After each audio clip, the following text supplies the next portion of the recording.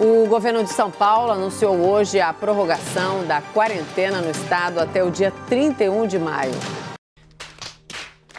Dória também declarou que não está totalmente descartada a chance de lockdown em algumas cidades. Vamos lembrar, né? Em abril, o governador chegou a anunciar uma proposta de reabertura parcial a partir do dia 11 de maio.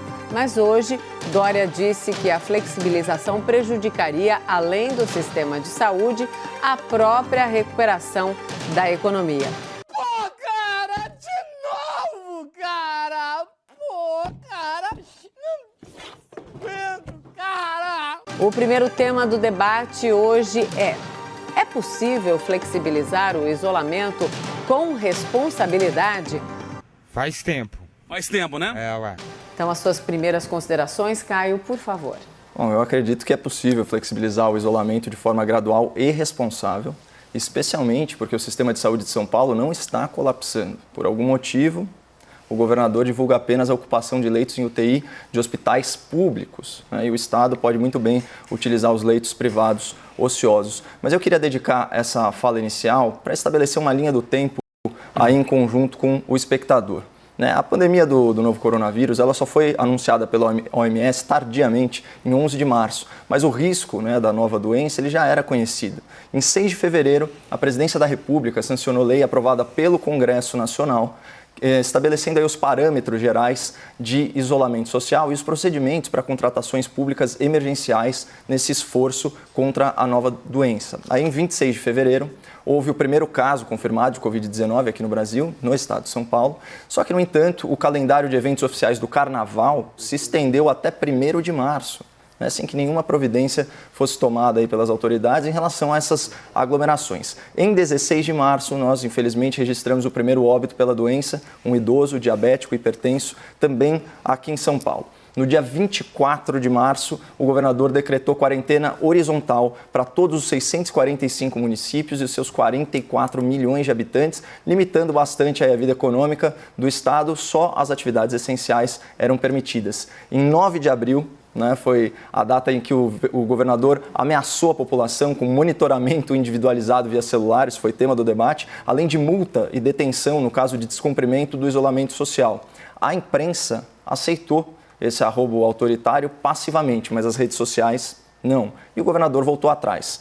Em 15 de abril, o STF decidiu que as normas de isolamento social caberiam exclusivamente a estados e municípios e não mais ao governo federal. Então, empoderado aí por essa decisão judicial, em 17 de abril, o governador de São Paulo prorrogou a quarentena até 10 de maio e, em 4 de maio, anunciou um decreto sobre o uso de máscaras, cumprindo aí a sua promessa de multar e de prender o cidadão paulista. Hoje, 8 de maio, o prefeito de São Paulo publicou o controverso decreto sobre rodízio de veículos e o governador do estado determinou essa nova extensão da quarentena até o final do mês.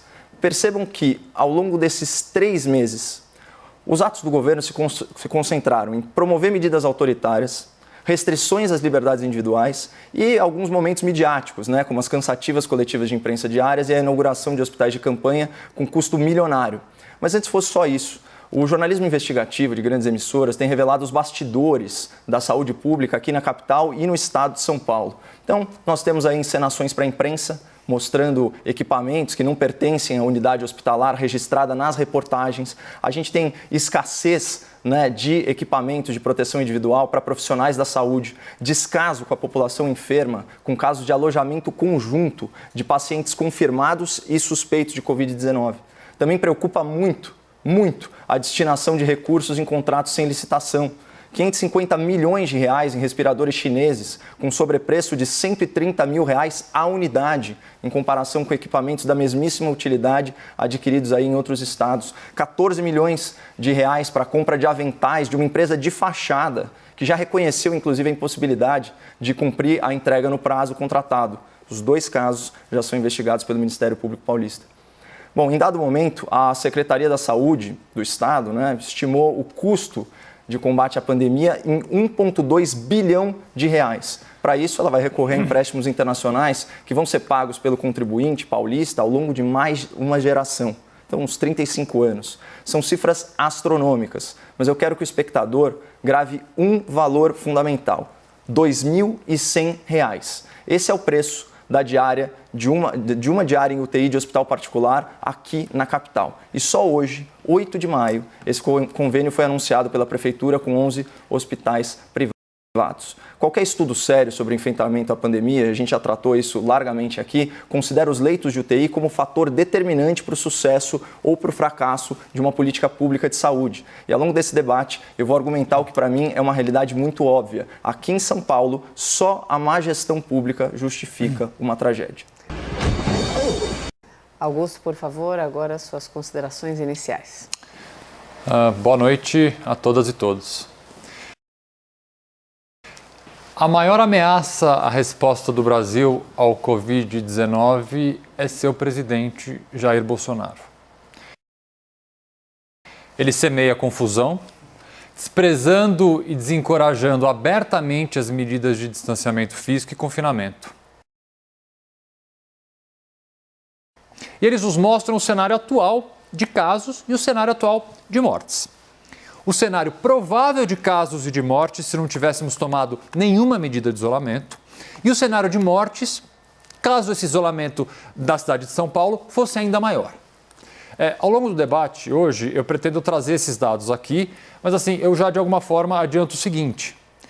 Felizmente, nós já conseguimos, no estado de São Paulo, evitar muitas mortes. Vamos então para o debate? Bom, eu queria começar falando dos números específicos de São Paulo, embora o debatedor tenha evitado e feito afirmações aí genéricas e principalmente de caráter nacional, não é esse o debate hoje. É o seguinte, a gente já falou várias vezes aqui no Estudo Covid Brasil que tem se mostrado um modelo matemático e epidemiológico mais eficiente para prever e antecipar o desenrolar da pandemia, tanto no Brasil quanto especialmente no estado de São Paulo. Os médicos e os especialistas, entre eles alguns PhDs responsáveis pelo Estudo Covid Brasil, eles divulgaram hoje um gráfico da média móvel de óbitos aqui em São Paulo. E o que é essa média móvel? Ele exclui os efeitos de sazonalidade e também atraso diagnóstico, porque ele considera a média dos últimos 7 dias a cada dia. Essa, inclusive, é a metodologia de divulgação de óbitos de grandes periódicos norte-americanos. Bom, por esse gráfico, o estado de São Paulo atingiu o pico de óbitos, por volta de 29 de abril. Na verdade, exatamente em 29 de abril, e desde então vem numa trajetória descendente, e isso confirma a previsão teórica feita por esse modelo com 20 dias de antecedência já na sua primeira versão. Ele foi atualizado. Isso seria uma notícia alvissareira, porque o pico de óbitos, ele sucede naturalmente o pico de contágio. É muito importante, eu vou fazer essa ressalva aqui, já antecipando aí as palavras do Dr. Augusto, esse estudo, ele mantém todas as outras condições, ou seja, aproximadamente 50% de isolamento social, que é o que a gente verifica na realidade dos fatos aqui em São Paulo, Apesar do governador e do prefeito cada vez mais avançarem nas liberdades individuais da população, esse ainda é o número que se mantém, de certa forma, estável, entre 45% e 48%. O governador já falou em 70% de isolamento necessário para o sistema não colapsar, depois passou para 60%, depois passou para 50%, até entre os seus apoiadores já cresce aí um certo mal-estar pelo fato dele não apresentar os estudos que embasam a tomada de decisão nesse estado, que é o mais rico da nação, que é a locomotiva do país e que é praticamente um território nacional em si mesmo. Só para a gente ter uma ideia da diferença de previsão entre os estudos, a versão mais atualizada do estudo da Imperial College afirmou que morreriam, por exemplo, na semana, vai pegar uma semana consolidada do dia 26 de abril, até 9 mil pessoas, e foram 3 mil óbitos, 3 vezes menos. E isso no Brasil, Sendo que a gente tem que considerar que grande parte desses óbitos se dá ao colapso nos locais em que a gente verifica a má gestão pública associada à corrupção. Estamos falando do estado do Amazonas, do estado do Rio de Janeiro e por aí vai. E já que o meu debatedor trouxe esse dado, e realmente esse é um dos fatores importantes aí para determinar a curva de contágio, é justamente o RT, a taxa de infecção por pessoa. Quantas pessoas uma pessoa contaminada pode infectar. Olha só, o Imperial College falava que o Brasil era o país com maior RT do mundo, na ordem de 2,8. Só que pulou uma semana sem nenhuma variação, nenhuma variável relevante em termos de políticas públicas, e a gente despencou para o 11º lugar com 1,2. Esses são os números agora. Então, como que tudo isso mudou? Qual que é a variável? Então, por isso que eu sempre digo, é uma pseudociência, né? É um achismo.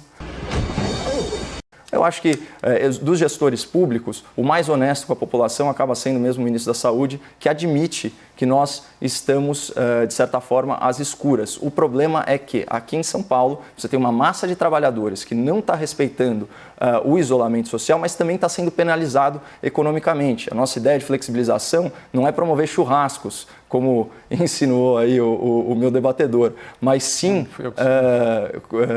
mas como se todo mundo que defendesse a flexibilização fosse afeito a já sair realizando festas e tal. Eu não acho que esse é o caminho. Agora, a gente pode, sim, paulatinamente, atividade por atividade, né? Citei aqui o caso, por exemplo, das concessionárias ontem, né, que empregam mais de 300 mil pessoas aí ao redor do Brasil, já que a Mona Lisa trouxe os dados alarmantes da indústria automotiva. Esses locais em que é possível executar distanciamento social, entre vários outros serviços que atualmente são considerados como não essenciais, eles já podiam abrir as portas com protocolos rígidos de segurança e saúde para preservar, enfim, a saúde dos trabalhadores e colaboradores sem penalizá-los economicamente. Augusto? Vamos lá. Primeira informação que não corresponde com a realidade. Isso já foi dito mais de uma vez aqui. Não há, em momento algum, da decisão do Supremo Tribunal Federal, a afirmação de que cabe a estados e municípios exclusivamente gerenciar o controle e as medidas da pandemia. Isso não existe na decisão. Não, nada a ver, irmão. Basta lê-la, é bastante simples. Mas elas a competência é doutor. concorrente. É óbvio que o governo federal tem toda a responsabilidade. Então, eu não entendo porque essa reiterada tentativa de se retirar do governo federal uma responsabilidade que ele tem. Que ele tem não de fazer churrasco para comemorar sei lá o quê, e sim de colocar diretrizes no âmbito nacional. O governo federal de fazer no mínimo campanhas, eu estou falando agora, no mínimo campanhas de conscientização, no mínimo, o mínimo que se espera. Ele poderia flexibilizar o mínimo que se espera, aqui em São Paulo? o mínimo que se espera. Vamos voltar agora ao estado de São Paulo, que é o tema. Você está os dados... Posso continuar? Uhum. Obrigado. Os dados e estudos apresentados, sim, acho que o meu debatedor não acompanhou a apresentação do governo do Estado. O que afirmam esses dados feitos por pessoas e cientistas da Universidade de Brasília, Fiocruz e outros órgãos que eu já citei aqui? Vamos lá. Essas são estimativas baseadas em dados concretos e reais. Se nenhum isolamento fosse adotado no estado de São Paulo, nós teríamos hoje aproximadamente 700 mil casos. Com isolamento de apenas 30%, a taxa de reprodução, essa taxa de contágio que a gente já falou aqui, seria de aproximadamente 2. Sendo 2, o grau e o número de pessoas infectadas seria obviamente muito maior. Um isolamento de 55%, que é o que nós temos hoje, a nossa taxa de São Paulo de contágio está aproximadamente em 1,18. Se nós conseguimos aumentar o isolamento para 70%, que é o ideal, aí sim nós conseguimos atingir a taxa de 0,87. Poderíamos começar a pensar sim numa flexibilização. A expectativa de contágio da Covid Brasil, dessa pesquisa que o Caio tanto cita, é de 5.900 a 15.600 mortos no estado de São Paulo. O cenário apresentado pelo governo hoje, caso a gente mantenha o isolamento em 55%, é em 31 de maio, data que a quarentena e o isolamento está previsto de se manter, é entre 9 e 11 mil mortos. É óbvio que há uma diferença de números, um prevê 6 mil mortos como número mínimo, o do estado de São Paulo prevê 9. O outro prevê 15 mil como máximo e o estado de São Paulo prevê 11. Mas você vê que, de certa forma, são, obviamente, 1.000 mortes, 2, 3 mil mortes, é um número absurdo de diferença, porque são vidas que se perdem. Mas não há uma discrepância tão grande entre o estudo, tantas vezes aqui defendido, e o que o estado de São Paulo propõe hoje. A estimativa que o estado de São Paulo propõe hoje. A única diferença entre falar ao vento, entre apresentar estudos ou não fazer nada, que é o governo federal faz, ou não faz, é que o governo do estado consegue, pelo menos, apresentar um plano. não numa entrevista midiática, numa entrevista científica. Sei. Midiático, para mim, é fazer uma live dizendo que vai fazer um churrasco. Bom, vamos lá. A discrepância, ela existe sim, até porque ela difere no tempo. Uma coisa é uma projeção até o final do mês, outra coisa é a projeção até o final do ano. Se o espectador tem alguma dúvida em relação desculpe, Caio, a projeção do Covid Brasil não é até o final do ano. Se o espectador tem alguma dúvida... Você está equivocado. Não, ele fala da pandemia como um todo, no estado de São Paulo. Se o espectador tiver alguma dúvida em relação à decisão do STF, basta ele se perguntar. Se o presidente da República quisesse flexibilizar a economia do estado de São Paulo, ele poderia juridicamente? E a resposta é não. E é isso que interessa ao espectador que está sendo penalizado e pauperizado. Faz tempo. Faz tempo, né? Ué. Enquanto nós estamos aqui trabalhando, porque temos o privilégio de sermos considerados como atividade essencial. Eu fico espantado, né, com a sua certeza quase científica ao prever um futuro que não existiu, né? Se não tivéssemos feito isso, certamente haveria tantas mortes. Eu não fui eu Com que autoridade que você fala isso, Caio. E repercute isso? Essa previsão Isso é um não é minha, achismo. Caio. Achismo. Estudiosos da USP, Fora da que você Fiocruz, achismo é você, cara. Quem faz achismo aqui é você, Se Caio. a gente falar do número de óbitos verificado, tudo bem. Número de contágio verificado, ok. Agora, se a gente fizer estudos como os que eu trago aqui mostrando que recessão econômica mata com base em anos anteriores, isso ainda faz algum sentido. Agora, projeções sobre uma pandemia inédita no mundo, com essa certeza, se não tivéssemos feito isso, morreria tantas pessoas, isso é cair em papinho de político e eu estou fora dessa, né? E outra coisa, você coloca uma série de critérios para a flexibilização do isolamento, mas o principal deles é garantir que o sistema de saúde aguente. Inclusive com uma curva atenuada de contágio, certo?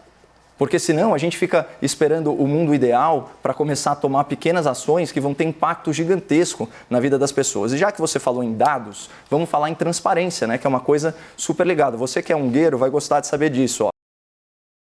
A ONG internacional Open Knowledge, né, que é presente aí em mais de 66 países, ela alertou, né, para a ausência de microdados na prestação de informações do governo de São Paulo à população, né? Esse estudo aponta que São Paulo deveria ser mais transparente sobre questões relacionadas tanto às infecções quanto aos óbitos do coronavírus, né? Então, por exemplo, o governo hoje em dia ele se limita a comunicar os dados por cidade. Agora, faltam informações sobre o detalhamento dos casos. Então, gênero, faixa etária, doenças pré-existentes. Não tem uma planilha de ocupação de leitos, não tem dados sobre a quantidade de testes disponíveis e testes aplicados. Então, entre os estados do Sudeste, né, para a gente ficar numa região um pouco mais homogênea, São Paulo é considerado o menos transparente. Isso num governo que se gaba desde a eleição, né, de ter como marca a gestão. Então, como você formula políticas públicas eficientes, se você nem dá acesso a esses dados, talvez eles nem existam. Então, não divulga leitos em hospitais privados, de distribuição de leitos nos hospitais públicos, não divulga as regiões mais contaminadas, pois seria um argumento extremamente persuasivo para fortalecer o isolamento social. Olha, você está numa região que está mais contaminada. Você acha que isso não é importante? Parou de divulgar na coletiva os óbitos diários separados por município? Talvez porque graças a Deus, como a gente mostrou, pela média móvel, o número de óbitos, pelo menos na semana passada, nessa última semana, tem caído.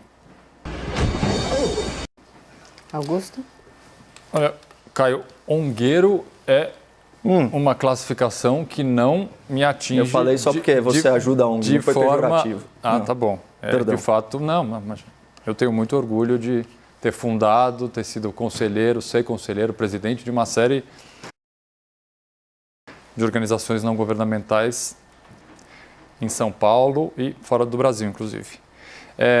Caio, eu não faço afirmações com base na minha opinião ou no que eu acho. Eu reproduzo dados que eu leio de especialistas. Aqui, a conta, quem fez não fui eu. Foram médicos, foram matemáticos, foram estudiosos. Eu simplesmente reproduzo e trago para o espectador isso. Aqui não há nem achismo, nem criação minha. Eu confio na ciência, ainda confio na ciência. Confio, inclusive, na ciência e eu pesquiso a ciência. você já diversas vezes trouxe um artigo publicado na The Lancet, que eu acredito que seja de uns brasileiros, só para eu não cometer nenhuma injustiça. É um artigo de 2019 de brasileiros que fizeram uma comparação com mortalidade e desemprego aqui no Brasil. É esse? Acredito. Que avalia o período de 2012, 2017. Isso, chama Effect of Economic Recession and Impact of Health and Social Protection Expenditures on Adult Mortality. Esse é o nome do artigo. Deve ser. Eu fui pesquisar e eu descobri uma coisa engraçada. Todas as pessoas que fizeram esse artigo publicaram uma nota dizendo o seguinte: o artigo tem sido usado para sustentar o argumento de que o isolamento social extenso e prolongado erodiria a economia, produzindo aumento de mortalidade dos mais vulneráveis. Trata-se de uma interpretação absolutamente invertida sobre as conclusões do artigo. Mais uma vez, não sou eu que estou dizendo, não sou eu que estou achando, são os autores do texto que você reiteradamente traz aqui, que é um texto que não tem relação nenhuma com o coronavírus. Quando aumenta o desemprego, aumenta a mortalidade. Eu simplesmente estou trazendo o que eles falaram. A gente não está tratando de isolamento? Essa é a opinião dos especialistas que você traz sobre isolamento. Por que isso torna errado o que eu falo aqui? Eu só estou replicando... A conclusão do estudo é essa. Estou replicando a opinião deles. Eles não devem estar felizes replicando de ter a opinião o estudo deles. dele utilizado para o argumento, mas o ponto não é esse. Sim. Isso não muda a verdade dos fatos. Quando você aumenta o desemprego, você aumenta a mortalidade. E isso é, sim, um critério a ser considerado quando a gente trata desse falso dilema entre economia e saúde. Poxa, isso é tão elementar. Eu também acho, mas eu acho que é o seguinte, quando a gente coloca a economia acima da vida... Mas ninguém está pondo a economia acima da vida. É o reconhecimento do fracasso da humanidade, para mim. É o completo reconhecimento do fracasso da humanidade. Porque o isolamento que está sendo proposto no estado de São Paulo, em outros estados de São Paulo, é uma medida para salvar vidas, para reduzir o contágio, para fazer com que as pessoas, quando voltem a trabalhar, porque a economia vai voltar, voltem saudáveis. Mas, doutor, voltem em maior número. As medidas de isolamento servem para proteger o emprego. As medidas de isolamento, Caio, servem para proteger a indústria. É isso que eu estou dizendo. Ninguém é contra a abertura, mas é óbvio que a abertura tem que se dar o quanto antes. A indústria está autorizada a trabalhar, doutor, tanto que eles seguem protocolos rígidos de distanciamento social. O problema é que isso está gerando uma crise de demanda na ponta. Outro dia você me perguntou, mas se abrirem as concessionárias, quem que vai comprar carro? São pessoas como você, engravatados, que não perderam renda. Tem mercado, só que óbvio, se a concessionária não abrir, ninguém vai comprar. Agora, só para retomar... Eu não me lembro de ter dado acesso à minha conta corrente para você dizer se eu perdi ou não perdi renda. Então, essa afirmação é mais um achismo seu. Lá, é mais um achismo seu. Verdade. Olha, eu não me lembro de compartilhar com você as senhas do banco. Sem nenhum embasamento essa informação. Não compartilhei com você as senhas do banco. Só para trazer de novo para São Paulo, porque eu acho muito importante falar da questão da gestão pública. Eu falei na minha fala inicial sobre os hospitais de campanha, que eu disse que eram iniciativas midiáticas. Por quê? O hospital de campanha, ele se destina maiormente a pacientes leves e moderados. Ele tem esse trabalho de triagem para encaminhar para outros lugares. Um hospital de campanha sai mais ou menos por 10 milhões de reais para ser implementado e tem aí um custo de gestão mensal de 10 milhões. Ou seja, em 4 meses, contando o aporte inicial, ele custa 50 milhões de reais. São 3 desse aqui em São Paulo. Com o valor de um hospital de campanha, o governo pode contratar, junto ao serviço privado, 23.800 diárias em UTI. Ou seja, aqui no caso da Covid, que tem internação aí de 10 dias, dá mais ou menos aí 2.380 pacientes graves, aqueles de UTI. Aqueles que faz toda a diferença terem acesso ou não ao respirador, ao ventilador. Então, você imagina isso, se eu pegar aquele outro número que eu citei, dos 550 milhões aí, nos respiradores que o Ministério Público está apurando se foram superfaturados ou não, a gente está falando em 261.900 diárias, atender 26 mil pacientes, isso ao longo de 4 meses. Seria mais que suficiente. E São Paulo tem centenas de hospitais privados. E aí só essa semana, depois de 3 meses de pandemia, a maior capital do Brasil, a cidade mais rica da América Latina, faz parceria com 11 hospitais, 11 grandes hospitais. É óbvio que isso tem que ser elogiado. O que eu não entendo é numa gestão estadual, que aliás, cujo carro-chefe eleitoral foi justamente o programa Corujão da Saúde, que foi um sucesso, porque eram exames de imagem em hospitais privados, praticamente zerou algumas filas de exame aqui na capital. Como que isso não foi pensado antes? É uma falta de coordenação absurda. faz a população imaginar segundas intenções, porque os hospitais privados, Augusto, eles foram praticamente bloqueados pelas operadoras para fazer procedimentos seletivos. Então, quando você vai num hospital privado, você vai ver a vacância do hospital. Porque, óbvio, né, a parte de traumatologia, né, de acidentes diminuiu muito, né? A questão da violência urbana que mata também tem diminuído. Então, assim, eu não consigo entender aqui em São Paulo, a não ser que haja um grande problema de gestão pública, com todos os recursos que nós temos, com essa abundância de dinheiro que flui do governo federal para os governos estaduais, com a segurança de ter os seus impostos aí, a sua arrecadação de impostos recomposta pelos cofres da União, né? Com a facilidade de contratação sem licitação pública, né? Como explicar para o cidadão paulista que não é possível flexibilizar a economia gradual e responsavelmente, atividade por atividade, como eu disse no caso de concessionária, para ficar em um exemplo. O que eu não acho completamente, na verdade, impossível de explicar para o espectador é como é que o governo federal, por exemplo, não começou então a fazer hospitais de campanha ele. Como é que, por exemplo, seria um mau uso do dinheiro. Que mau uso do dinheiro? Ué, aqui em São Paulo, aqui em São Paulo, no Brasil, Caio, usar militares, fazer para o Brasil inteiro. Pelo amor de Deus. Como é que fazer para o Brasil inteiro? Vamos só falar um pouco assim, já que quer se falar bastante de economia, vamos lá. Estou me atendo à pauta. Então, mas vamos falar um pouco de economia. O desemprego nos Estados Unidos é de quase 15%, que é o pior do século. O Brasil provavelmente vai ter uma baixa no PIB de aproximadamente 3%, sendo otimista. Os Estados Unidos deve chegar a 5%, alguns países da Europa podem passar de 10%. A situação não está boa em lugar nenhum. Porque se fala muito, vamos abrir a economia paulatinamente de acordo com o setor. Me apresentem um plano diferente do plano do Estado de São Paulo, um plano concreto, não um latifúndio de falas, ideias. Bom, ideias. Agora eu estou falando, Caio. Ideias. Eu te ouvi por quase 3 minutos. Quase 3 minutos. Agora você vai ouvir. Agora você vai ouvir um pouquinho. Você que é o latifúndio. Agora você vai ouvir um pouquinho. Eu quero propostas. O governo do estado está apresentando uma proposta.